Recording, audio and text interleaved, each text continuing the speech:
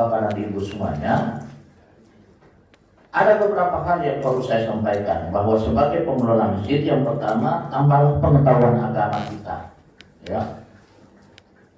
Pengetahuan agama kita harus kuat.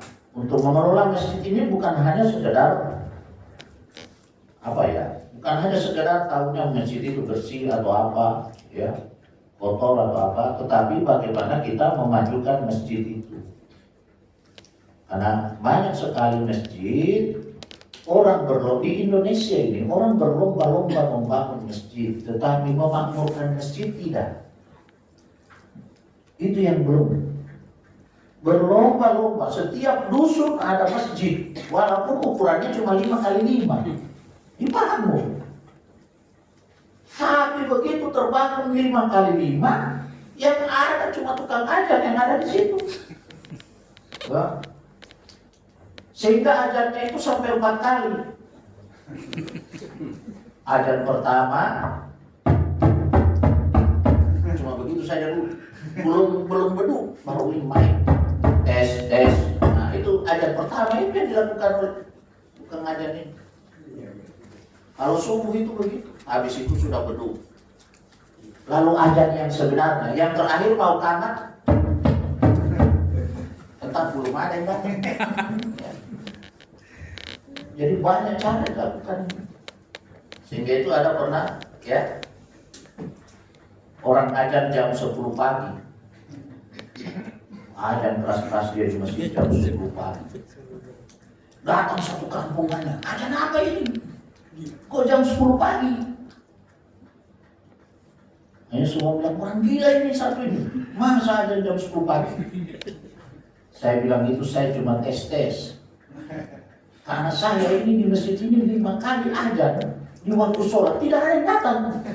Tapi ketika azan jam 10 pagi, saya lupa ke jam 10, satu kampung datang. Dia bilang, jadi saya tes ini, siapa yang gila sebenarnya? Apa saya atau satu kampung ini? Langsung bubar.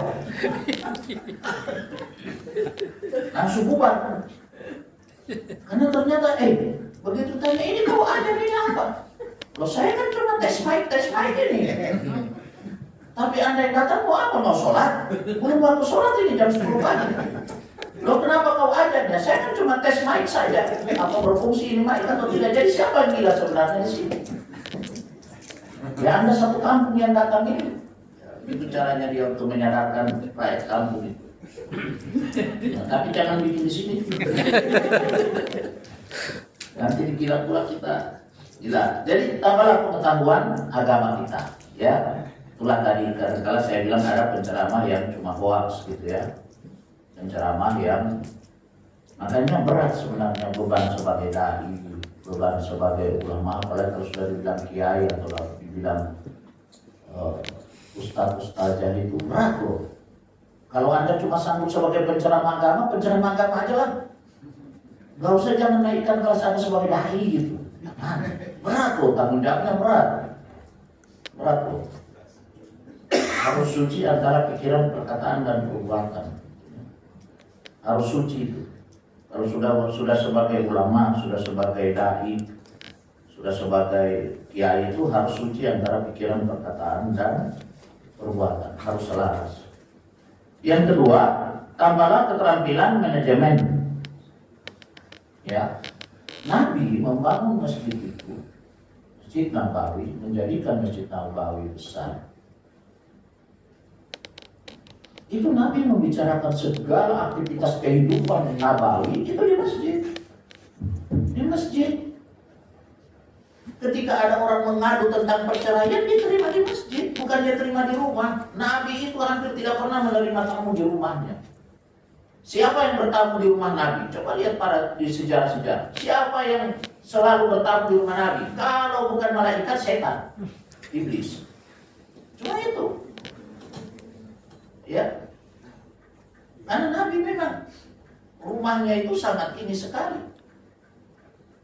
Karena tradisi orang Arab itu, kalau di rumah itu, kalau anda pergi ke Arab sekarang, misalnya sekarang itu, kenapa rumah Arab anda bilang tertutup terus? Karena istri-istri dan anak-anaknya itu tetap pakai celana pendek, tetapi begitu juga. dan di pintu keluar begitu mereka itu ada abaya itu, baju panjang itu. Ya. Tapi kalau istri-istrinya ya tetap pakai daster yang seksi, yang ini gitu, tetap begitu. Makanya tidak boleh ada lubang sedikit pun di rumah orang Arab. Gitu.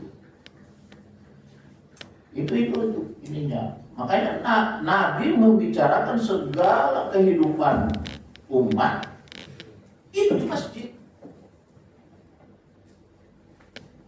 Kita mau bicara nomor 1, nomor 2, nomor 3 boleh di masjid.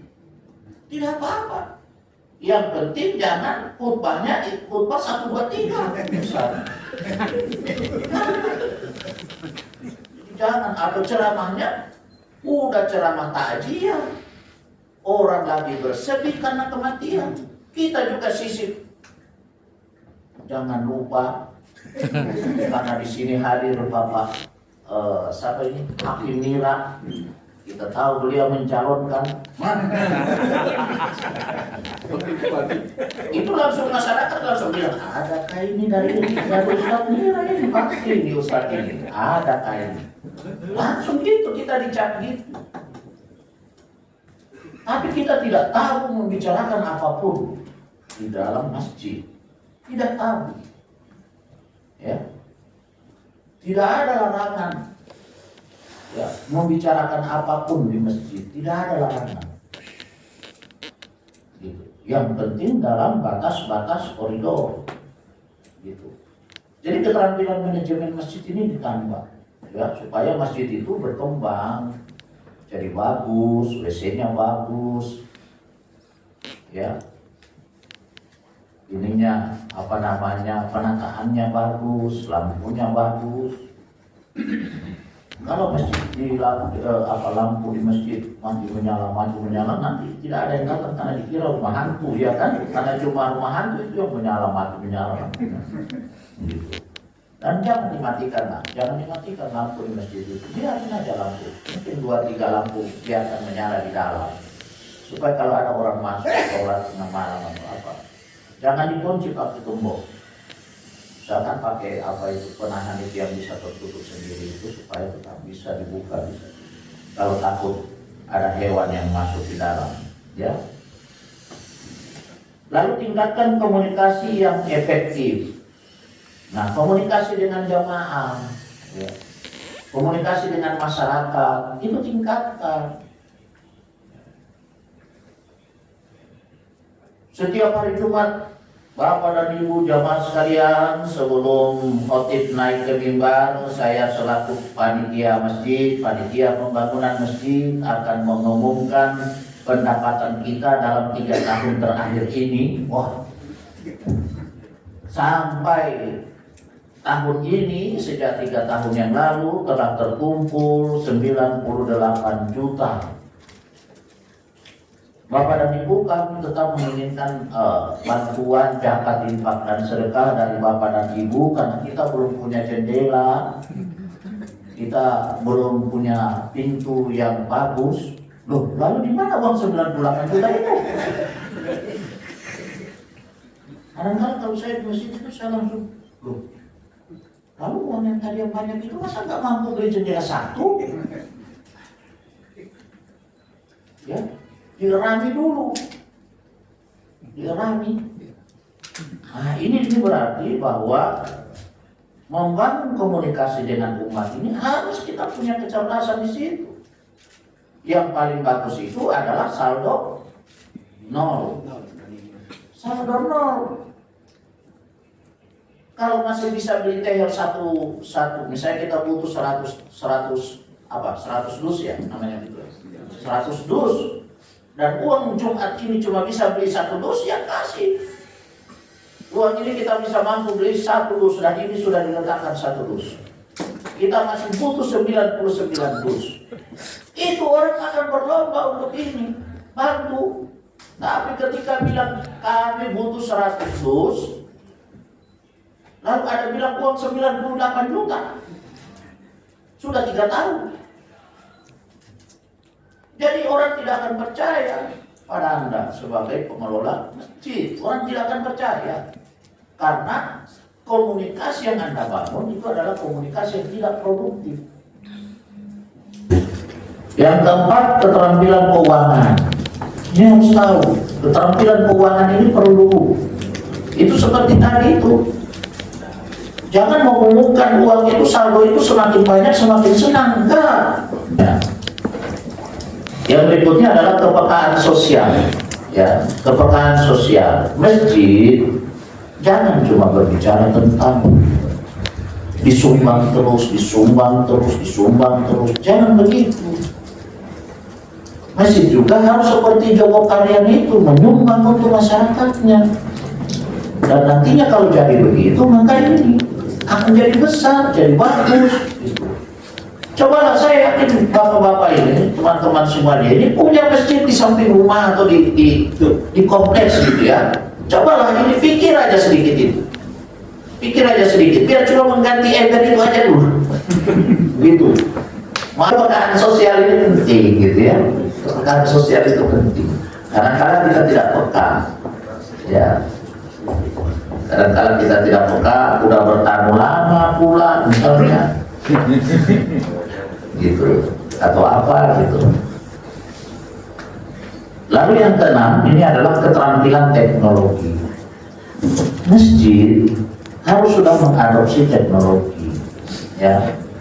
Masjid-masjid ini jangan biarkan masih seperti itu. Masjid-masjid sudah harus mulai ada wifi. Anak-anak jangan dilarang bermain, ya.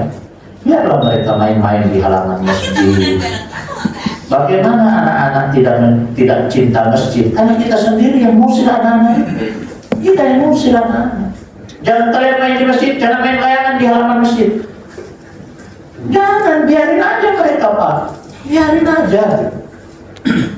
Karena tetap di saat ajan mereka berhenti. Dan pasti mereka 1-2 minimal ada yang sholat. Yang susahnya kita ini, kita yang usir mereka. Jangan kalian main di masjid ya. Mana? Jadi mereka, untuk apa juga masjid? Dilarang? Gak usah. Nah, jadi gitu. Jadi apatis anak-anak kita, sehingga nantinya kita baru bilang kita generasi muda kita ini adalah orang yang tidak cinta masjid. Ya, karena kita sendiri yang menciptakan itu.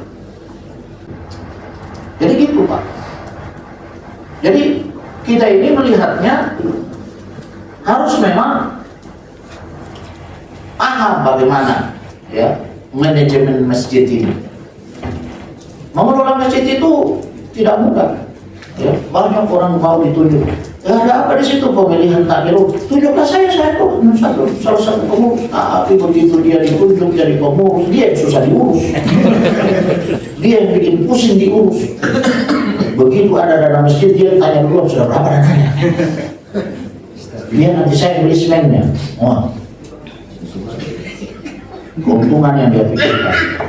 Keuntungan. Karena dia banyak orang yang begitu, ingin jadi pengurus sana sini, ingin jadi pengurus di organisasi, di apapun, di lembaga apapun, di organisasi, di pokoknya macam-macam. Tapi begitu jadi dia diurus, dia susah diurus dan dia minta diurus.